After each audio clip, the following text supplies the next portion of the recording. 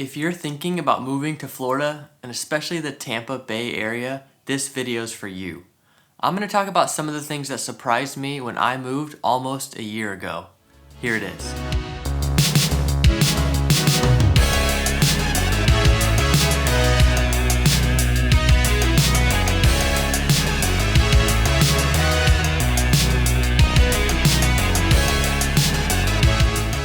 I'm Sam, and welcome to the Living in Tampa, Florida channel. Every single week, here at this channel, we release videos about what it's like to live, work, play, and move to the Tampa, Florida area. If that's something you're interested in, make sure you hit that subscribe button and hit that little bell so you don't miss any of our videos. I'm also a licensed realtor in the state of Florida, so if you have any real estate specific questions or needs, please don't hesitate to reach out. I would love to hear from you. My number and email are right there on the screen. Or just comment down below and say you want more information about a certain area. I would love to get the conversation going and make sure you are equipped for your move to the Tampa area. Let's get into this video. Today, I want to share some of the things that surprised me about the area. Some of these things will be general Florida things, but others will be specific to Tampa. A little backstory for me. I grew up in Oklahoma in a very, very small town. Then when I was 18, 19, I moved to Colorado and lived in Colorado Springs for 10 years. I moved to Florida May of 2020 to be closer to my wife's family and to just transition our life to this area. One of the main things that surprised me when I moved to the area was the seasons. And I'm not just talking about no seasons. There are kind of seasons. There's a little bit of chill in the air during a certain time of the year. And the rest of the time it's pretty warm. Those are the two seasons of Florida. But there's also another season that happens in the midst of all that, and it's the wet season.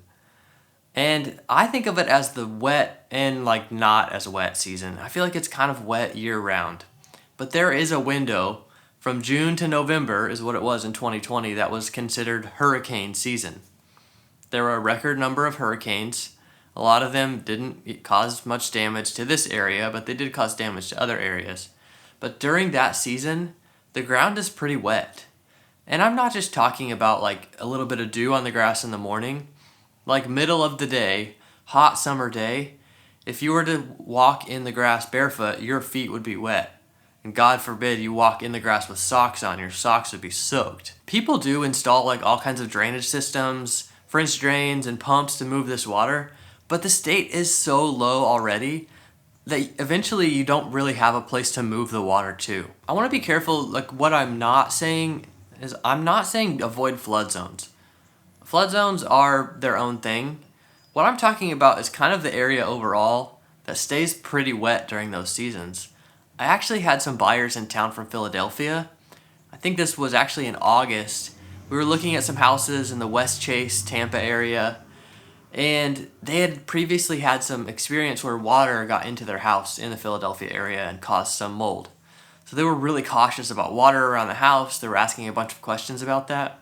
And they were very deterred from so many houses because the ground was so wet. And the ground was graded. The water was moving away from the house. Those neighborhoods usually have nice French drain systems. All that stuff was working, but the ground was still really, really wet. And this buyer was very bothered by that. It took quite a while. We saw quite a few homes before they found one that they really loved.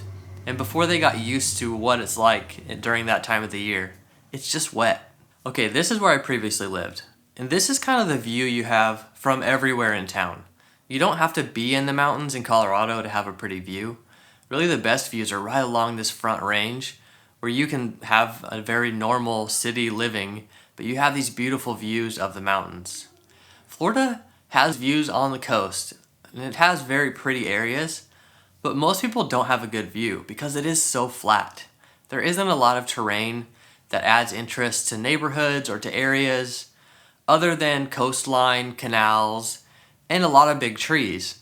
But you really aren't going to have that same kind of sweeping view from your neighborhood or from just main roads that you do have in other areas that have mountains or other kind of features like that. Of course, I didn't expect there to be mountains in Florida, but I thought that there would be a little more beautiful views. Okay, next on my list, and you'll discover this if you're shopping for a house in the Tampa area, natural gas is very, very uncommon. To have a gas stove and a gas water heater and a gas furnace, which was very, very common in Colorado, is not common at all in the Tampa area. And I like to cook, and it's just not as enjoyable to cook on an electric range. I like cooking on gas. Also, gas is quite a bit more efficient for heating a house, for heating water, those kind of things. So you do end up paying quite a bit higher electric bill. If that's not something you're used to, that might be kind of a shock. It was actually kind of a shock for me that we looked at 30 houses and maybe only one of them had a gas range and didn't even have gas to other appliances in the home. Okay, next thing. Florida is in the South. I kind of imagined that since Florida is such a populous state and has such big cities, it would have a very different feel. I imagined it to feel more like other random big cities I've been to in the US, like Nashville or Chicago or Denver or Dallas. But Florida actually feels more like the South to me. And I'm not saying that's good or bad. I'm saying that surprised me. That Florida feels very southern, and it feels a little bit different than other southern states, but it does still have a very southern vibe. The South is actually very popular right now. People are moving to the South like crazy. I mean, Florida and Tennessee being major destinations right now to move to because of the no state income tax. But other states in the South are growing so fast. Maybe this is because people are working more from home, people have more flexibility with their jobs, or maybe they're looking for a new job and they're choosing to live somewhere where they know they can be outside more of the year. It's not that you can't be outside more of the year in cold areas, it's just that it's cold. It's not as easy. Okay, this is the last thing I want to leave you with today. If you're shopping for a house in the Tampa area and you find a house you really like, I really encourage you to try to talk to some of the neighbors. I was showing a client this house in a nice area in Pasco County, and the HOA had signs everywhere that street parking was not allowed. It's not so uncommon. It's actually kind of nice. It makes the streets feel pretty open.